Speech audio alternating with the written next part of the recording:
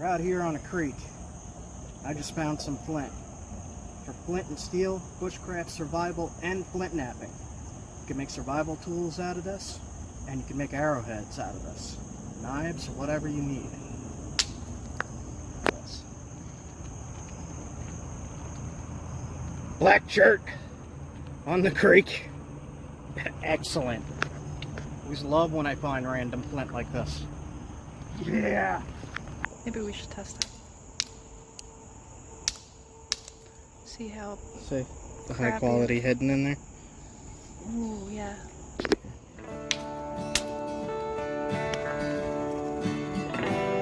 Yeah, good stuff. Black chert.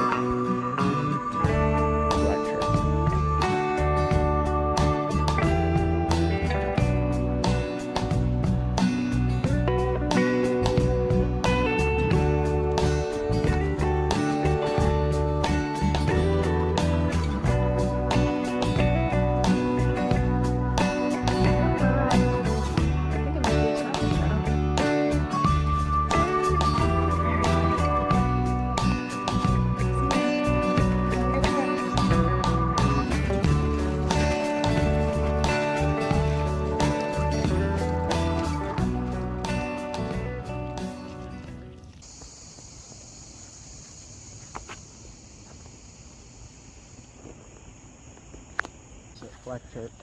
Black chert. I got some in my hand here. What do you have? Ooh. Let me test it.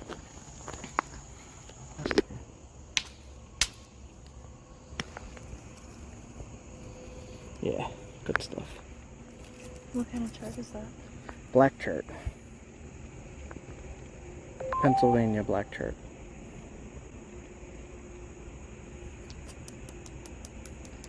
It's very ringy. Mm-hmm. We can see another piece. I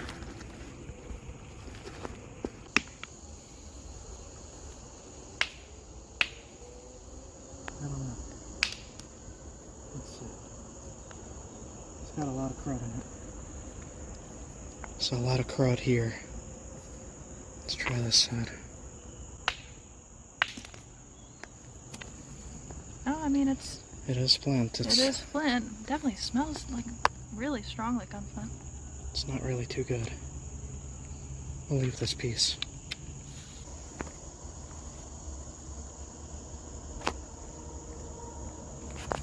What do we got? Gotta try.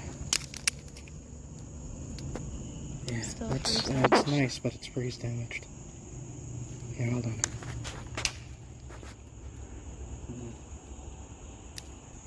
It's very, very damaged in there. Let's see that. It's limestone-ish. Weird.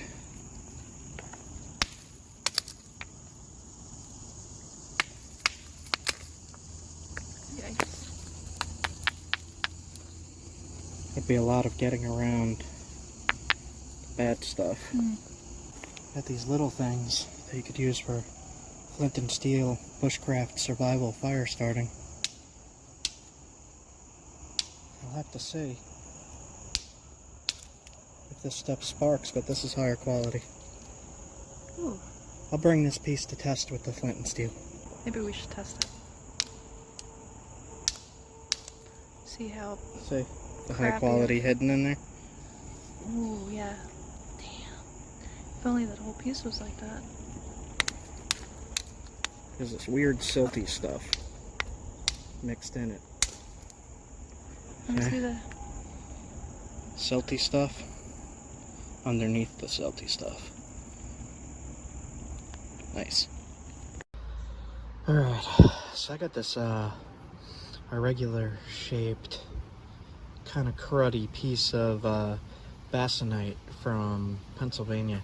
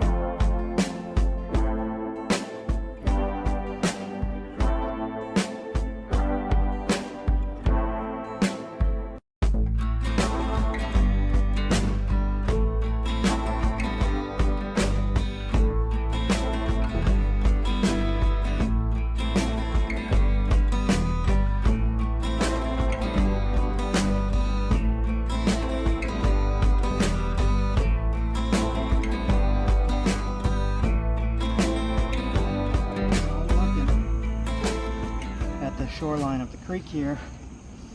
Somebody's been napping down here.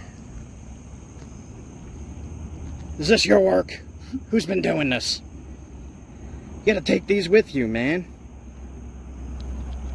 Seriously, this makes some nice arrowheads. Take it with you. When you nap and you're testing rocks on the creek, take them with you. Pennsylvania napper. A friend. Which one of it is you? There's a friend somewhere. It is hot and it is getting dark. And there are toads everywhere underfoot. They might be were-toads. Extremely dangerous toads. Be careful.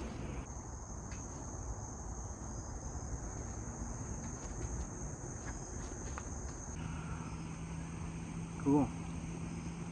I wonder what exactly this stuff is.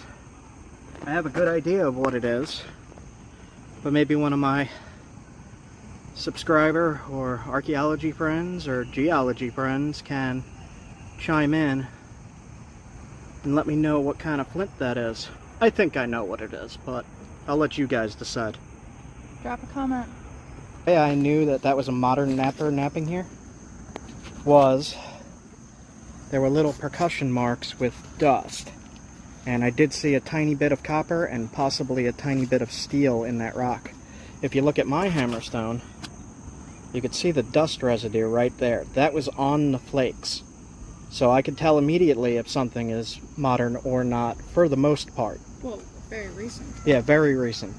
So, flint napping is the ancient skill of turning a block of stone into a usable tool, like an arrowhead or a knife. And people all the way back to before we were human did this to make their tools, to make their axes.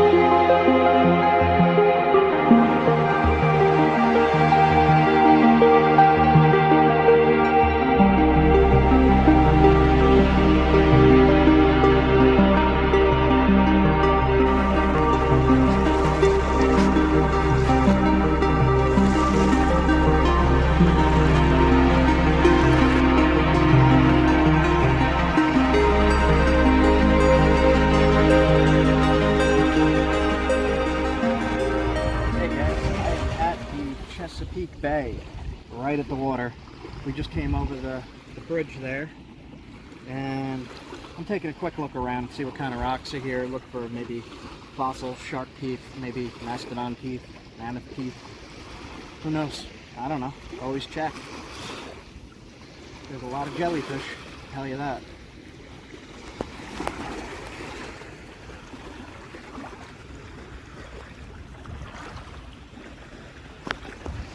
Blue flint. Really? Piece of blue flint, yeah, with wow. Looks like calcite inclusions. I was reading that all types of flint in Maryland.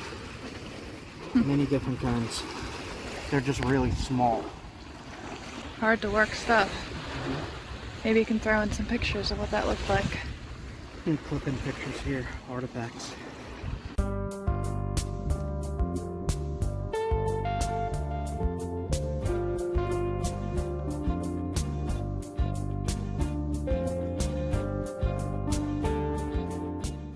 I wanted to see what kind of rocks were here, what kind of fossils, what I could find on the shores. There's a lot of history under that water there. We just came over that bridge and I figured stop down here, take a look around. It's nice and hot down here in Maryland. Humid. Alright, I'm heading out.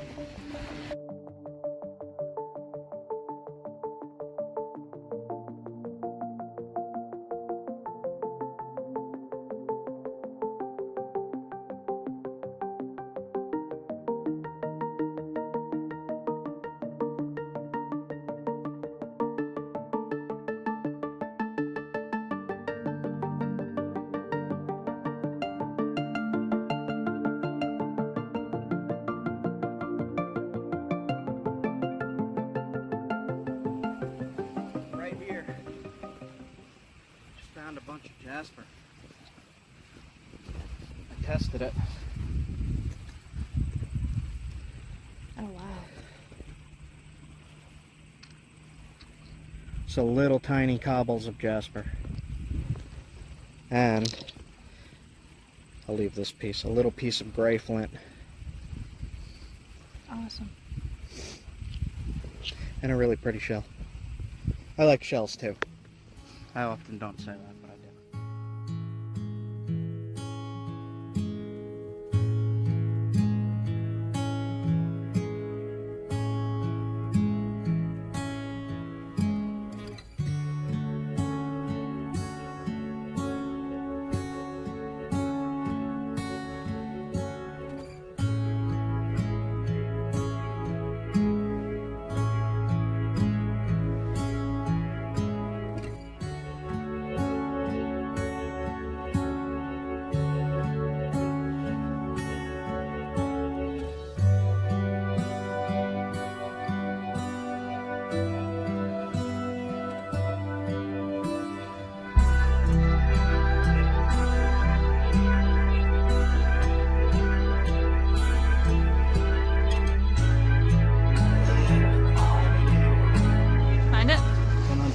Jasper. Oh my gosh, that is so smooth. Yeah, Jasper. There's Jasper here too. Like here's another piece. It's just very tiny. It's so tiny, but it's really super smooth. I say it's nappable. When I'm saying it's nappable, I mean it flakes.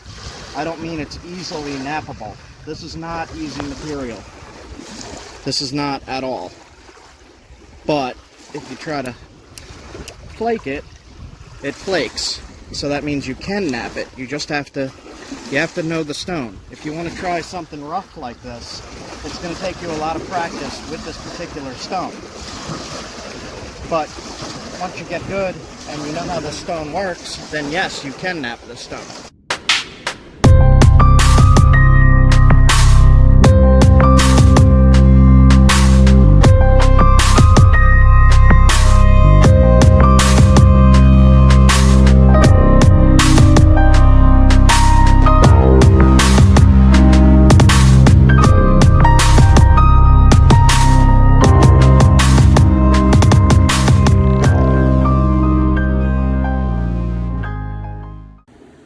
Artifact day, guys. Gonna explain some of these weapons of the hunt. These are artifacts that were found in Connecticut, and it shows the type of stone that was used, and it wasn't the best of stuff.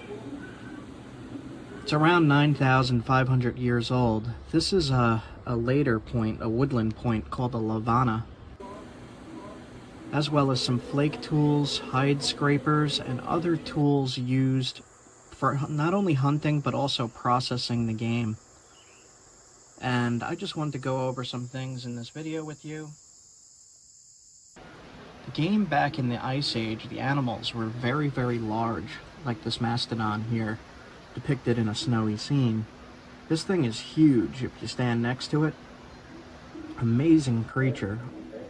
Then there's also the modern beaver in comparison to the Ice Age beaver. You could see the skull size difference. It's pretty amazing. Everything was bigger back then. And you can't tell how big this guy is. I'm just going to stick my hand in his eye and you'll be able to maybe tell a little bit, but this thing is huge, man.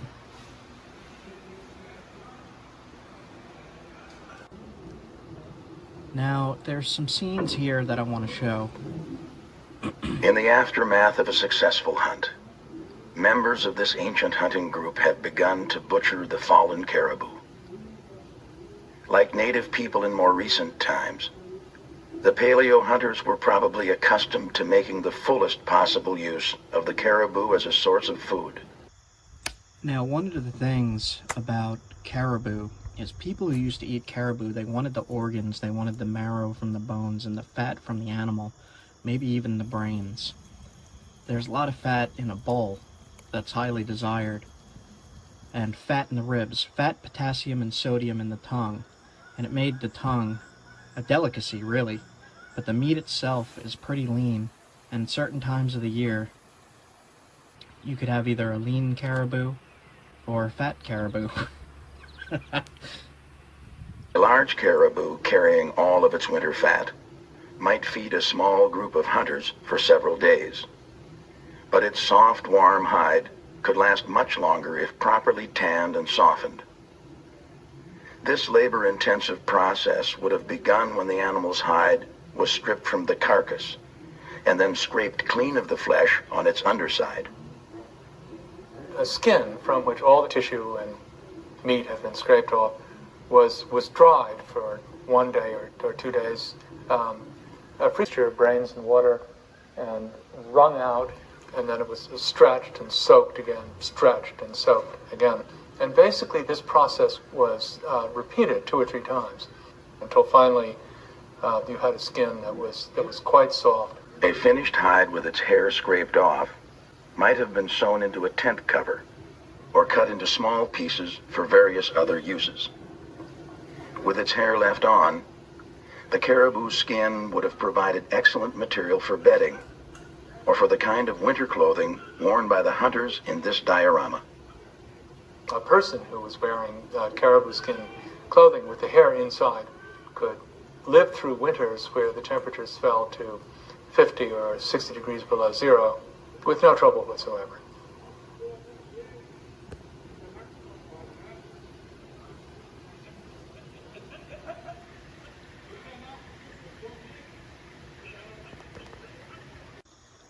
But if you're in a season where the caribou does not have much fat and it's a very lean caribou, you're going to want other animals to hunt, fatter animals, like possibly that beaver or seal or a walrus, something along those lines.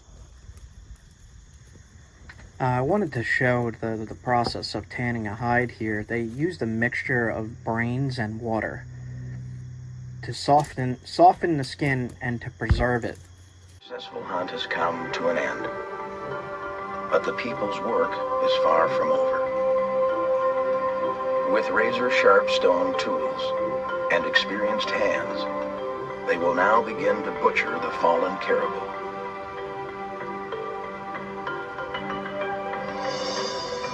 The people will use everything the caribou has to provide. Not only food, but also material for valuable tools. And most important is the caribou's thick, soft hide, which the people now begin to prepare for use in clothing and shelter that will keep them warm throughout the long, cold winter ahead.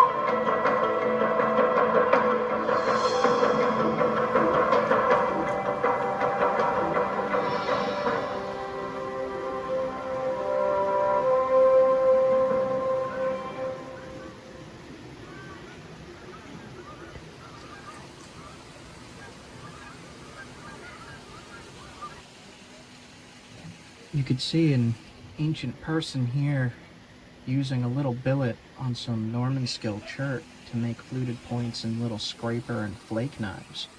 These flake knives, a lot of people that think it's just throwaway flakes, were actually tools. They were used for cutting leather, they were used for cutting skins, especially when you're skinning the animal. Those flakes work really well. After those animated hunting scenes here, you could really picture what the museum here is depicting, and you could actually see the spears in flight heading towards the caribou with the fluted points hafted onto the shafts.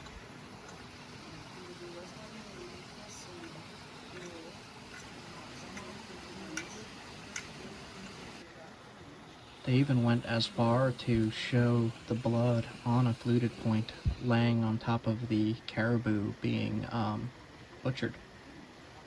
And that other guy in the last scene was actually holding a caribou head.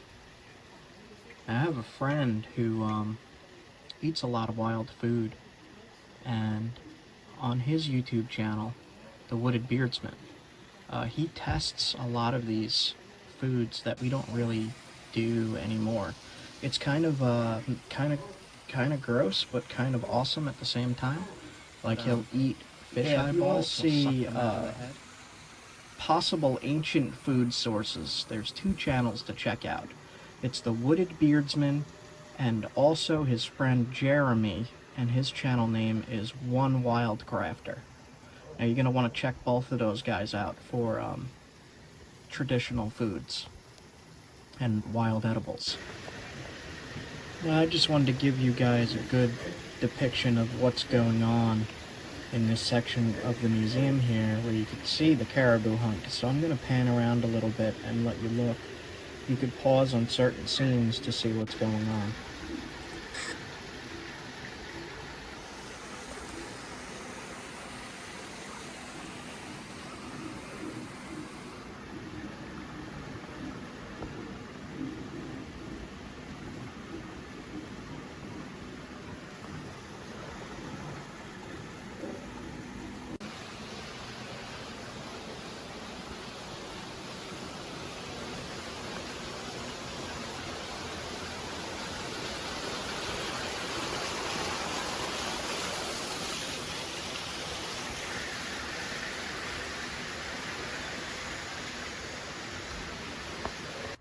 Now this is a different section of the museum, and it's actually a Native American village. So you guys should appreciate seeing this. It really brings things to life in this section.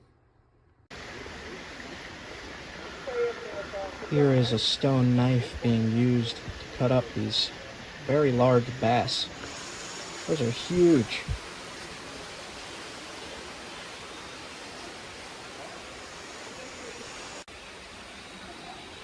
And here's what appears to be a father teaching their child, or maybe an uncle teaching their nephew, how to haft stone points and how to fletch stone points. And they've got a whole bunch of arrow shafts all tied up and laying down next to them.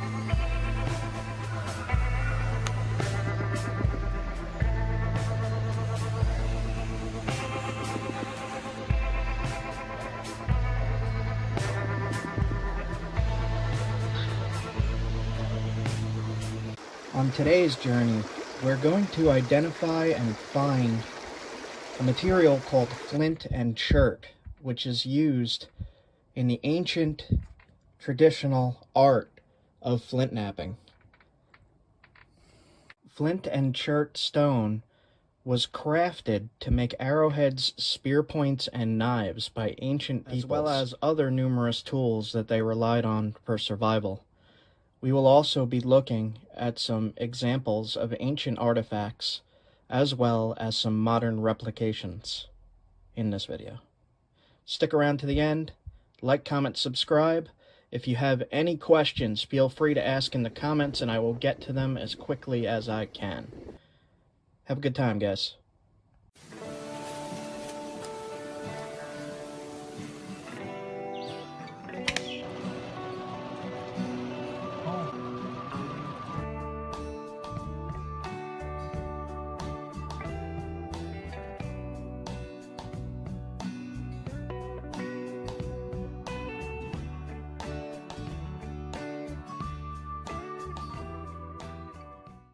Onondaga. I got this crazy piece of gravel here. Let's see what we could do with it. I will do a full napping session later, but for now, I'm just going to see if I can make anything from this. I was working on this, doing some across flaking, and there's some damage in it. I should be able to fix it. Well, that worked. Look at that. Wouldn't exactly flute, but it worked. Kind of stalled out a little bit right here, but I did get it to go a little bit. If I worked on that more, a nice point out of this stuff, just out of gravel. Keep this in mind, guys. Alright, so I have followed this creek for many, many miles now. And as you can see, there's no rocks. So, unfortunate. I don't see any on the other side, nothing. Not a thing. Really pretty though. Wow. Alright. New plan. I'm gonna go somewhere else. There is some decent sized chunks here. That's a good piece.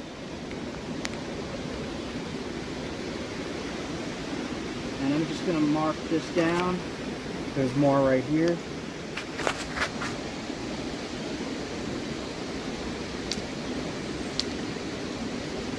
Not the best. So I just looked down here in the creek. It looks like there's a, yep, that's a pretty good piece. It's a little tumbled, but I could probably nap that. I'll give it a try. So, creek find. Okay. Cut that because of that thing. There is some pretty big blocks. This goes down deep, but this is chert right here. But I'm not about to dig something out.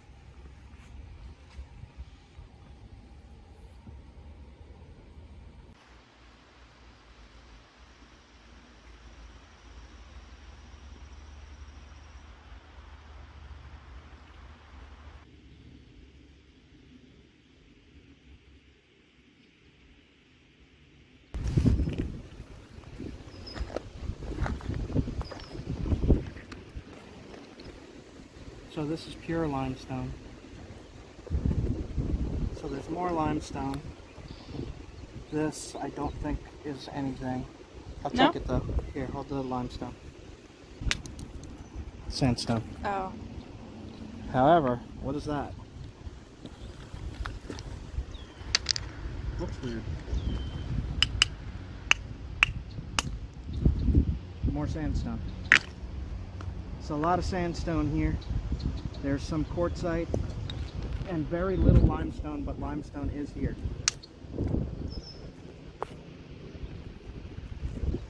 Where you find limestone, you can usually find flint. And we did see a few small pieces here. So this is what the limestone in this area looks like.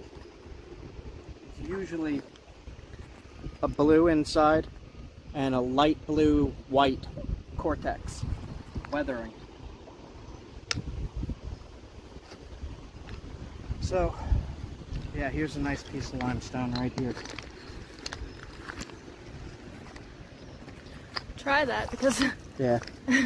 after that last video. Hear that ring? Mm-hmm. Usually means good material.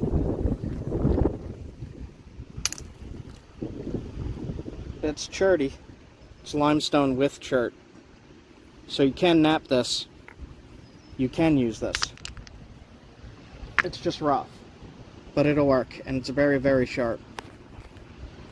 You could knap this real quick into a spear point or arrowhead.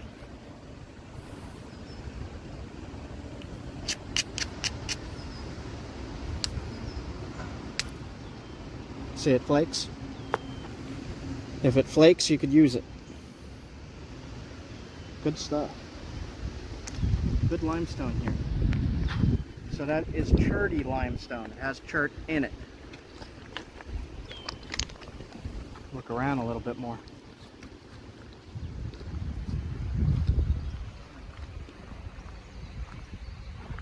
So the road I was on looks very sketchy. So I made a U-turn right here, which was also very sketchy. However, this area is extremely beautiful. So I hopped out of the car and I'm going to film some of it. Look at that.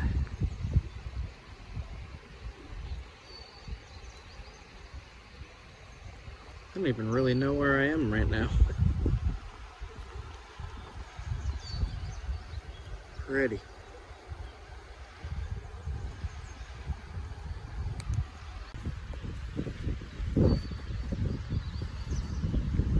There's like nobody here. I'm just in the middle of the woods.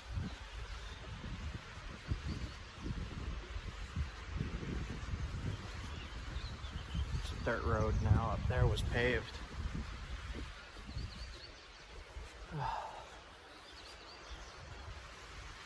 Feels pretty wild. Really enjoying this. Oh.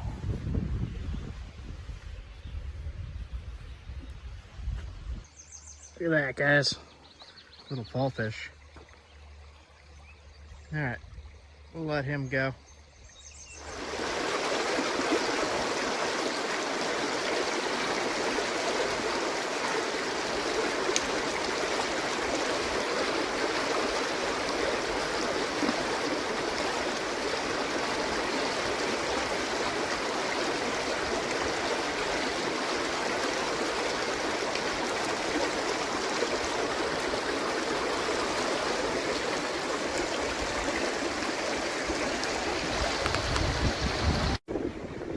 Don't know. Pretty grainy.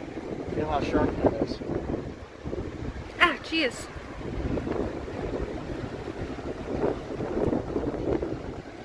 That was gross.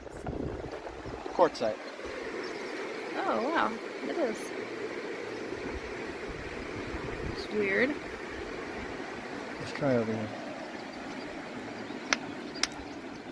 Yeah, quartzite. Look at that. It's shiny. Kind of sugary. Yeah.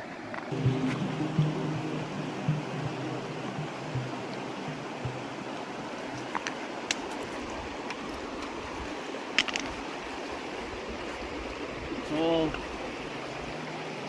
quartzites and limestone or shale. So I don't know what this is. What is it? It's polished.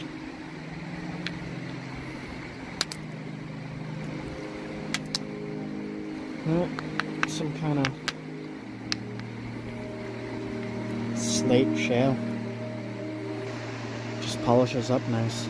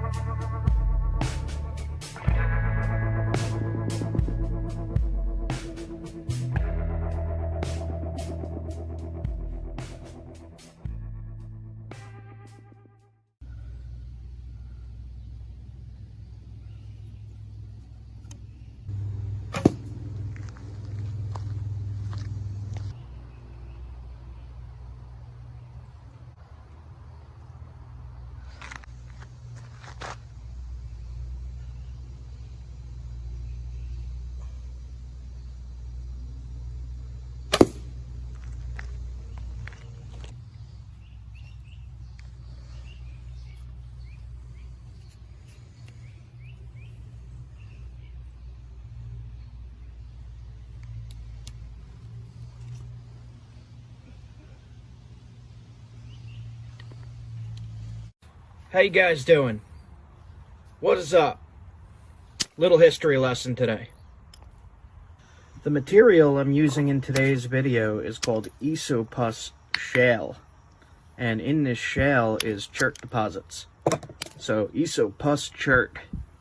I really like this stuff. It has an ashy look to it. It's gray, brown, and black. And I really enjoy finding this, and I'm going to clip in the clip where actually Leah found this chunk.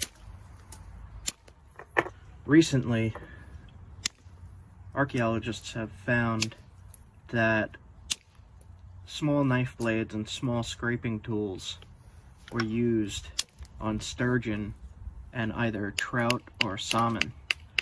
And I will put a link in the video description of the evidence of that. It was found using a protein analysis, and that can determine what kind of animals these tools were used on. Fish, animals, whatever. And it is shown that these smaller knives and scraping tools were used on trout, amazingly enough.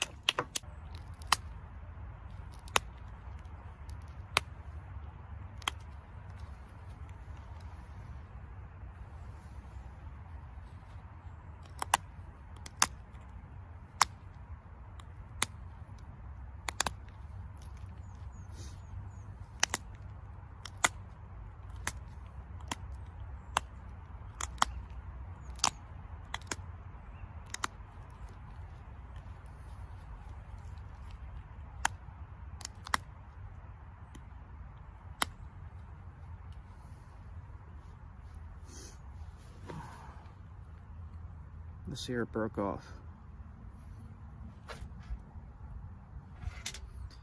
Alright, it's looking pretty good. Super sharp. I'm gonna even both sides. Just make it look nice.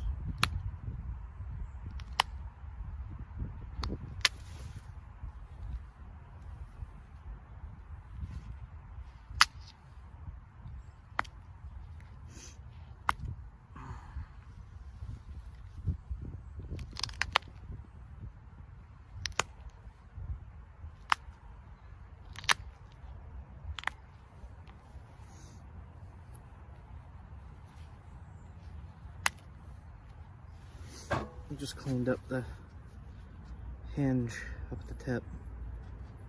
It's cutting through my leather. Okay. So, I only have like 10% battery left. I'm gonna half this and use it when I'm trout fishing. There you go, guys. I'm gonna call it isopus. It's got ash in it.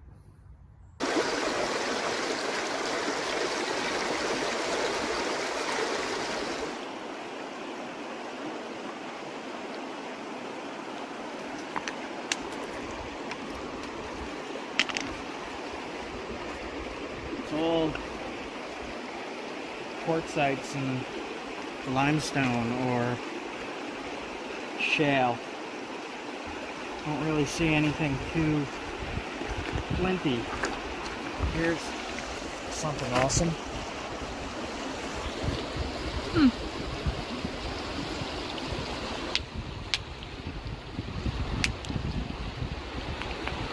Chalky.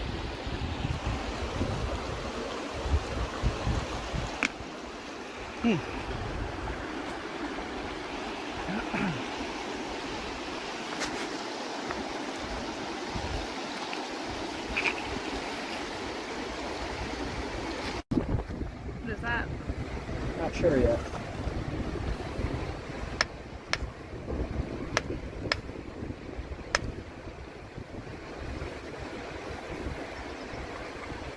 Not entirely sure.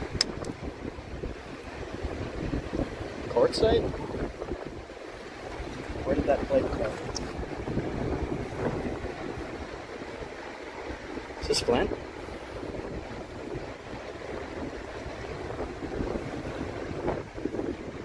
I don't know. these?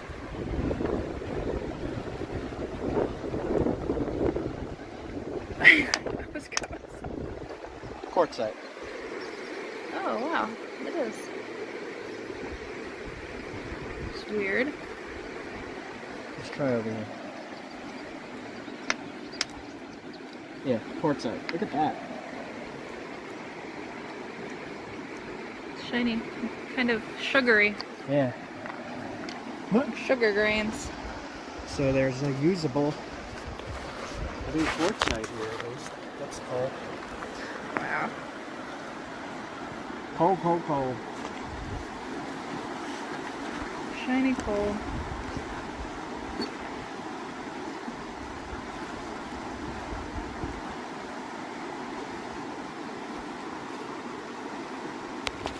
How polished that is. What's that red? That's cool swirls. Take this piece off and see what it looks like.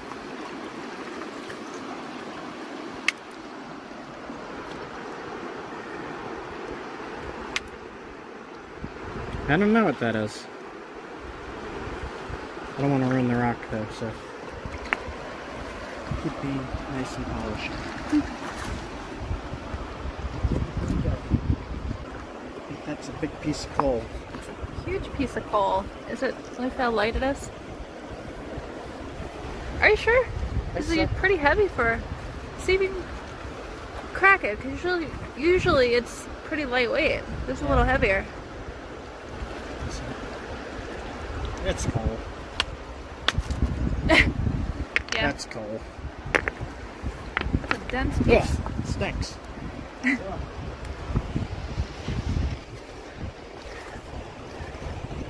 We came for Flint. You got coal. Look. That's coal. Lots of coal. It's so it's like lightweight. It's the awesome blue quartzite. Blue brown. And that's usable.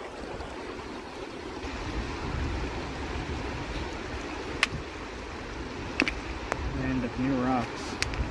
Sandstone. Sandstone? Yep.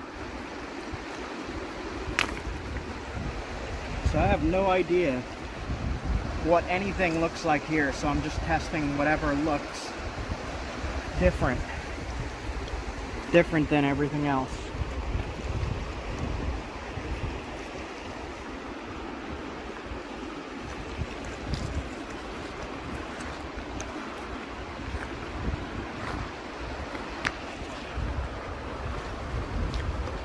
Man.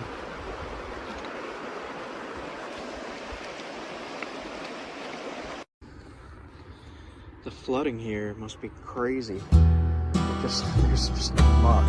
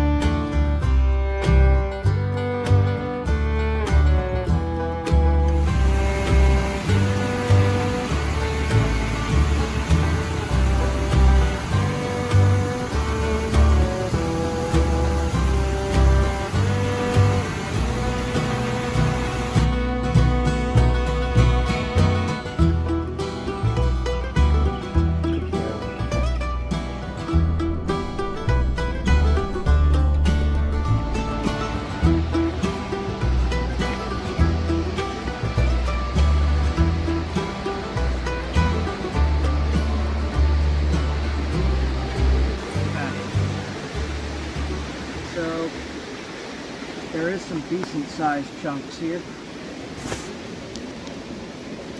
That's a good piece.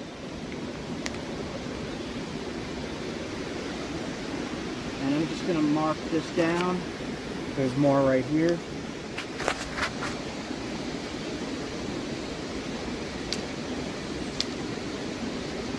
Not the best.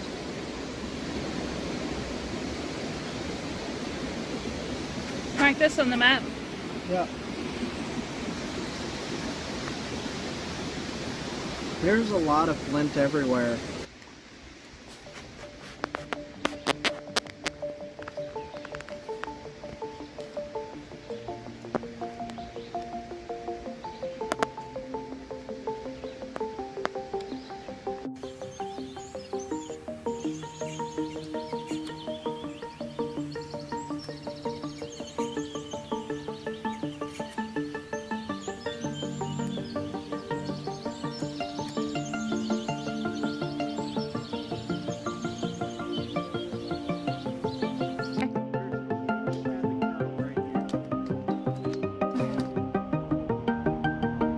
Sometimes stuff holds up to its name.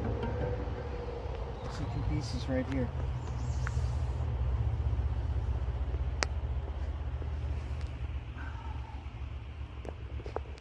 Nice. It's definitely flint.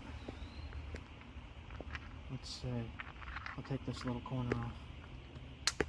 Yeah. That is definitely flint. There's a mosquito on you. That is Onondaga. Is it? Yeah. Nice. Onondaga. Kind of chunky, but I would be able to get stuff out of this. See the mosquito? Mosquitoes They're everywhere. bad here. Alright, I am not going to stay here because there's a lot. I found two pieces, so that is awesome. This piece looks a little better than this. Nice. So, Ontario Rockhound on YouTube sent me some Canadian Onondaga, and I napped this blade out of it. I'm not really finding anything this big in the creeks here, but it is the same stuff, essentially. So that's how thin you could get that stuff. Hold on, it's not focusing. There we go. And I actually made it look like that with a vinegar bath. I put it in white vinegar for a few hours, and it stains it. Turns the limestone a gray color, gray and white. This was a black blade before I put it in the vinegar. Alright, let's get out of here. We are being eaten by vampiric bugs.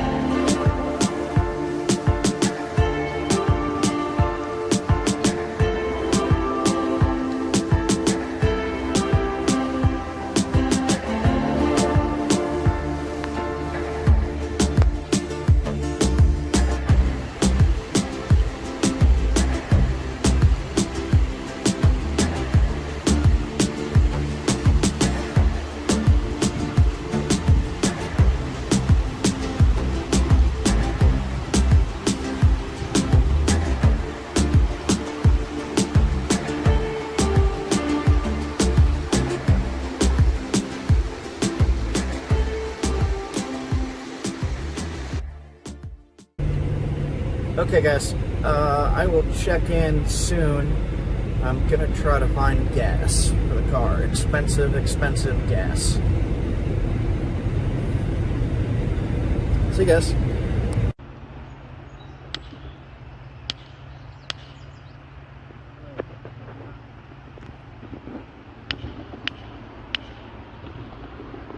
Oh god. Hey bear. Goes all the way through. That is pretty wild. Guys, we are at some cave. This is like day 672 of the road trip. And we're looking at geology. We're looking at rocks and looking for flint and other things that we could use for primitive survival, bushcraft, and stuff like that. And this is pretty awesome. There's a cave with limestone and mudstone, siltstone, and maybe bears.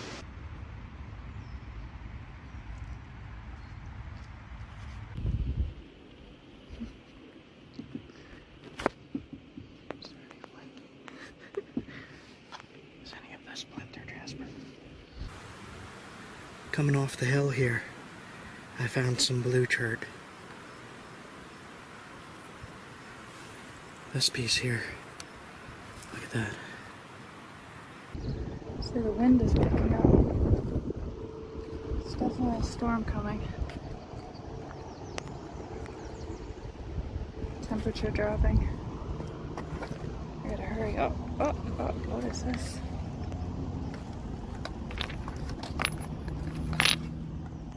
It's like basalt, but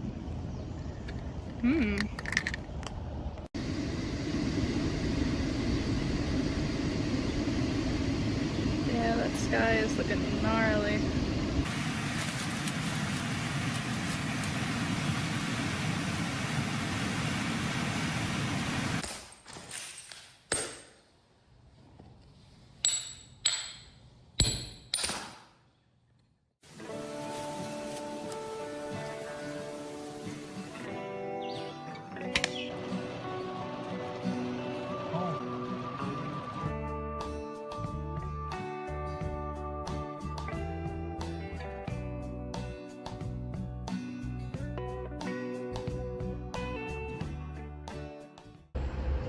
You guys see this? Look at that huge rock outcrop there. I kind of just want to float down this in a tube. Do they do that? Look at this. I want to be like that goose. Just float. Where's the goose? Like that. This water is like really clear too. Oh, look at that. Storms coming in. Looks like bad storms coming in. School of what looked like little, about this big, bass. 12 of them. Really tiny. Oh, man, this area feels really nice. Look at that.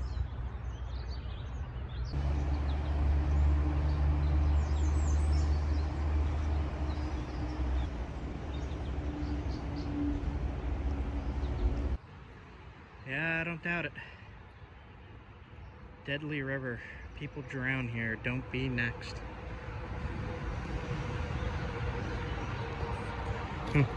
So we are going to a campsite in the Pocono Mountains. And there's a pretty nasty storm coming in here. Does not look good.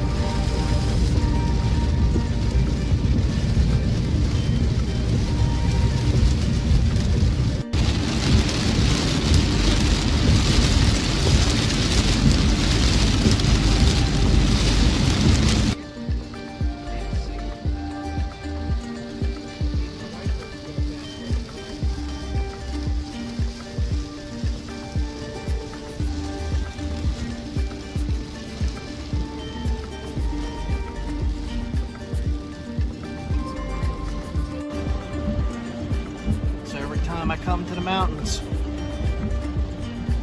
Let me turn this off so you can see. It's gonna ease up now.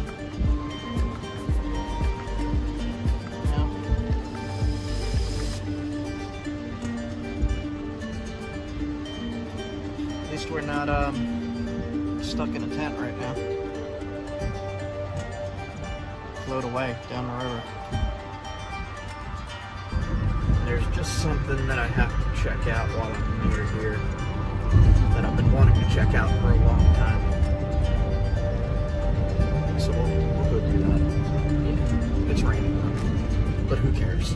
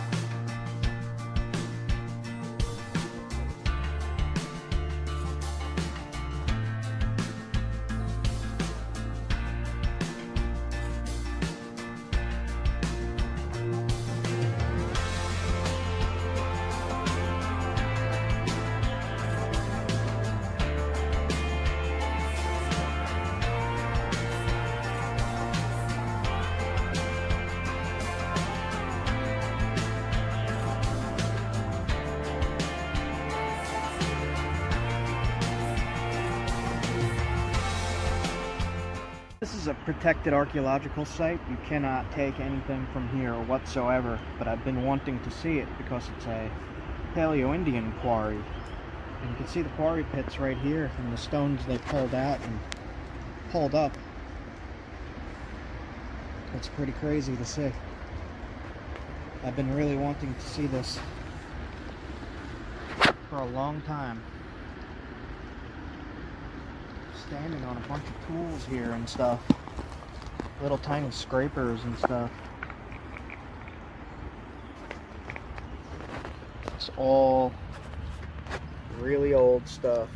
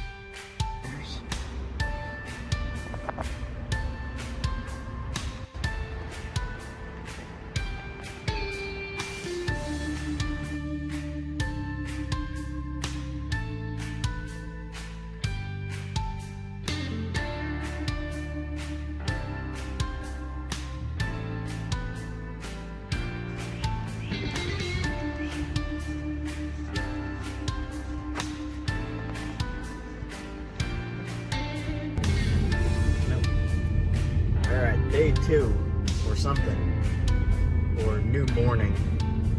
Good morning.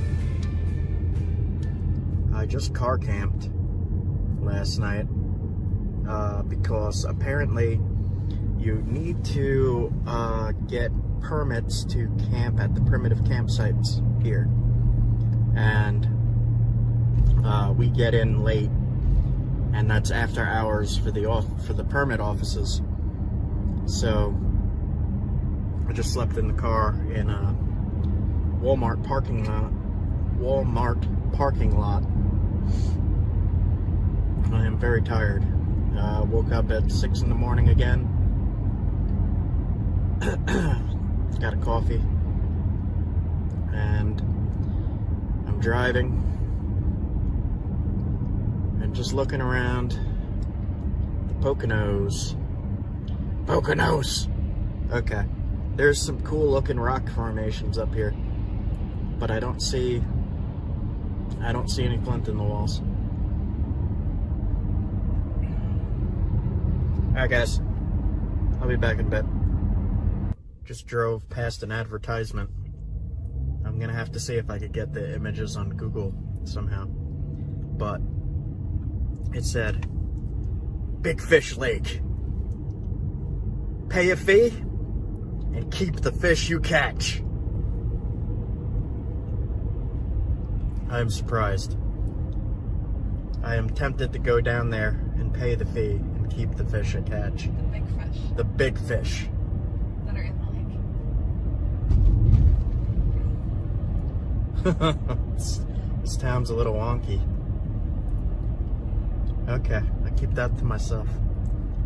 See you soon.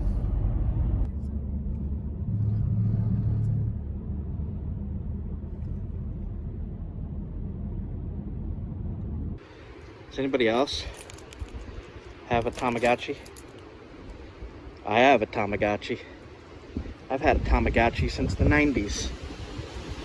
The battery's dead. I did not take good care of my Tamagotchi.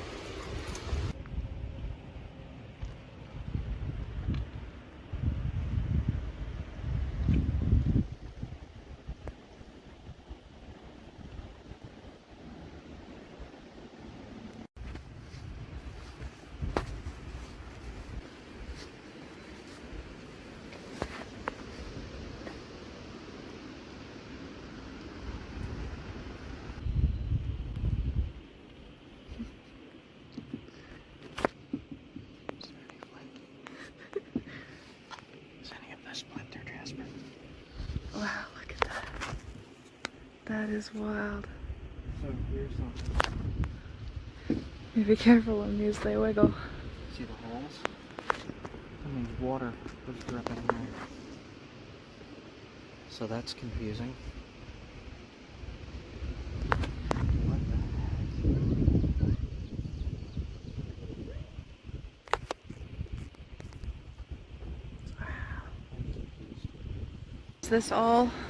Was this once like that? And it's just filled in, and so maybe in another, I don't know, 10,000 years, this will be way smaller? Yes? No? No idea. Jay has disappeared. Where did he go? Okay. Yeah. So this would slowly fill in over time. They would drop their leaves, and fill in.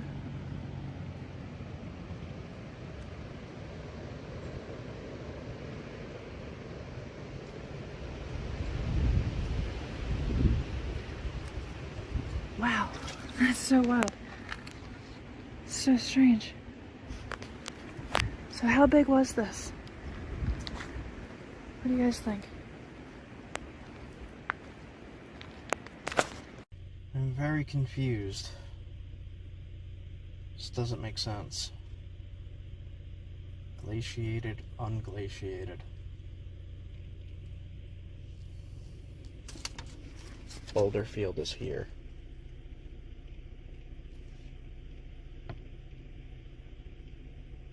How come it's not covered in forest? I mean, I see leaves blowing onto the rocks. Leaves rot, creates soil. There should be stuff growing in there, and there's not. Has anybody tested the salt level in there?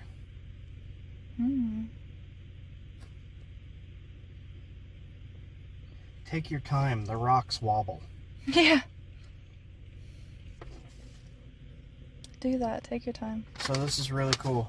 If you want to be really confused, come check this out, because I'm what? So the sign said that it was way larger in the past, and the forest has slowly been filling it in for the past 13,000 years. It says it's been here unchanged for 20,000 years. Wow. Where's the stream? Water drains from a bog east of the field, flows through the ground underneath the field, and emerges on the other side. So this was probably a lake. Maybe. So the rocks, for some reason, filled in a lake. There's a stream that runs underneath, it says. Oh, wow. So, is this... Show this... Flip it over? No, okay. That picture, yes. So this, gel fluxion, I don't understand that. A gelifluction. Gelifluction. I would Frost like to heave. learn more about that. Freeze, thaw, crack the bedrock, yes. So my question is, why is this not Everywhere. along the entire line? Mm-hmm. Unless Well, I mean, was it? And it's just filled in? I don't... Like, if we followed... The glacier line. Where they're saying... I don't know. I don't understand. Okay, I'm leaving here. I'm too confused. I am getting a headache. Let's go. And you picture something being miles high, plowing through sandstones, mudstone. That wouldn't take much effort for it to do that because it's... Imagine the weight of that. Stumbled across an old tannery. I think that's what it said. Look at that. The ruins of an ancient tannery. The river ran black. The woods next to the river are the ruins of Lehigh Tannery. Over 100 families lived here. 2 railroads ran through town. An ice house, a steam sawmill, a hotel and school all clung to the river's edge. Bark from the giant hemlocks was an ingredient essential to this town's success. It tanned as many as 50,000 hides a year. And now there is nothing left except the ruins and the ghosts of people who used to live here. Do you still hear them? I know I do. Do you hear those voices?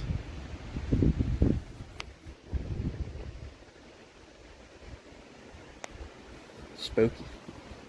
Come back here at night and do a ghost hunt.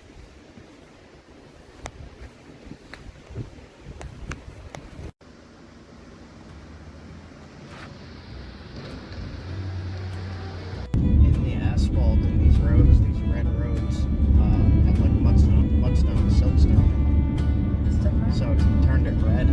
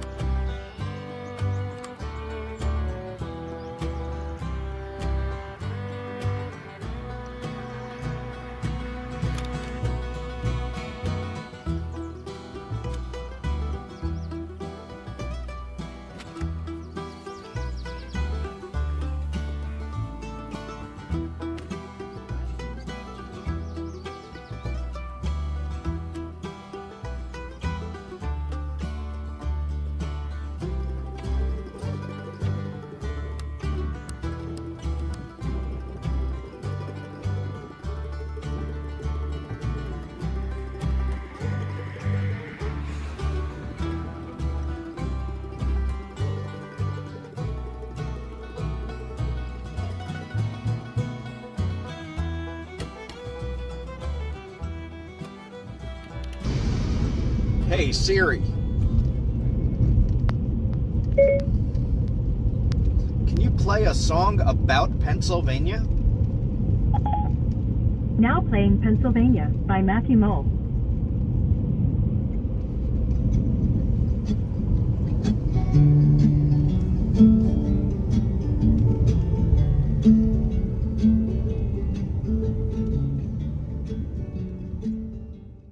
Backing up. Got a banana? Look at that. Be careful. Oh God. Hey bear. Goes all the way through. No, really? Oh my God. All right.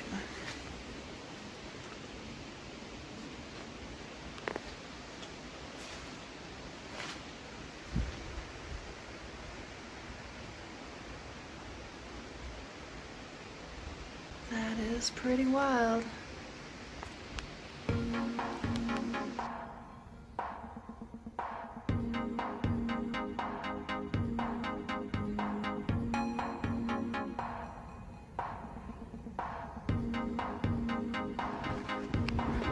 What do you think about this spot?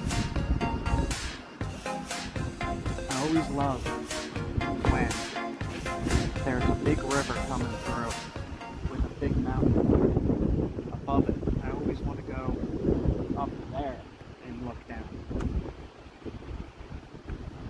And I don't know if you can get up there.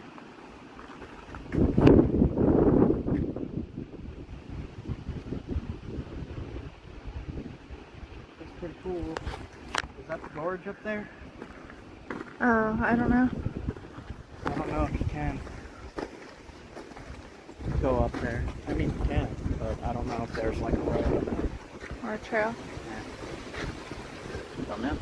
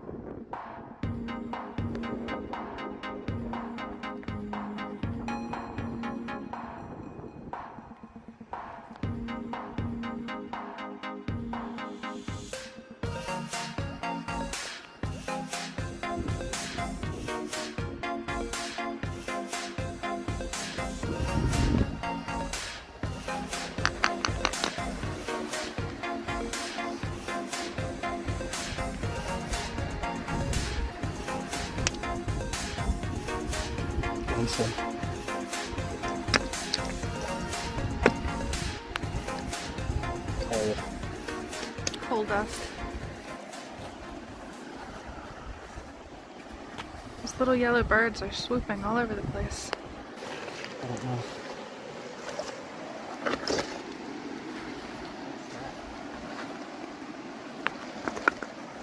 Red and pink rocks.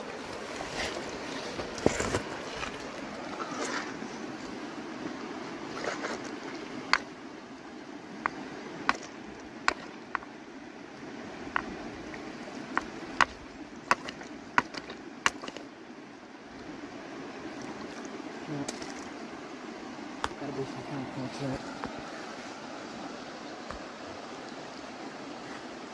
Crazy.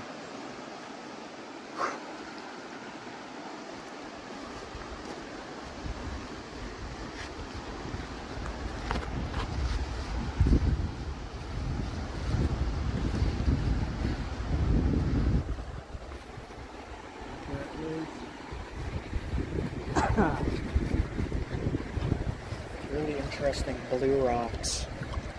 I have no idea what those are.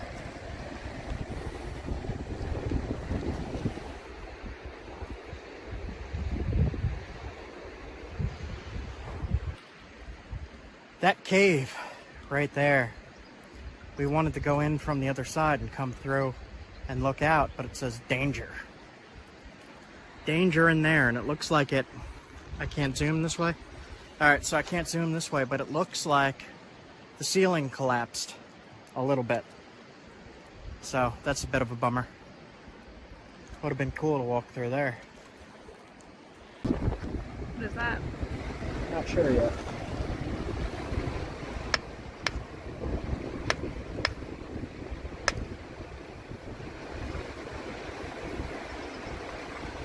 Not entirely sure. Quartzite? Where did that plate go?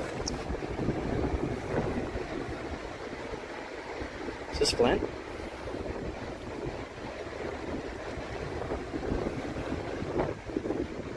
I don't know. Pretty grainy. Feel how sharp that is. Ah, jeez.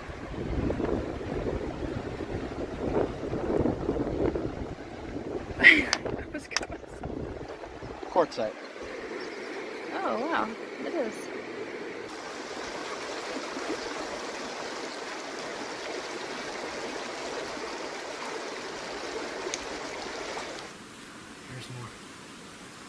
It's the blue chert. Right off the tracks here, and off the hill here, I found some blue chert.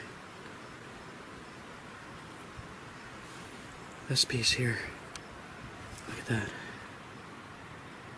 Let me get a stone, let's see. Yeah, look at that. Chert.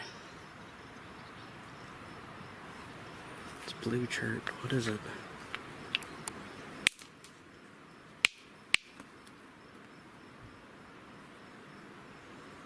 There's only a little piece right here. The rest of it is not.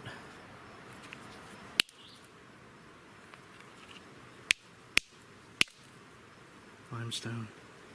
And then chert. Blue chert. Blue gray. Alright. I'll leave them here. Cool.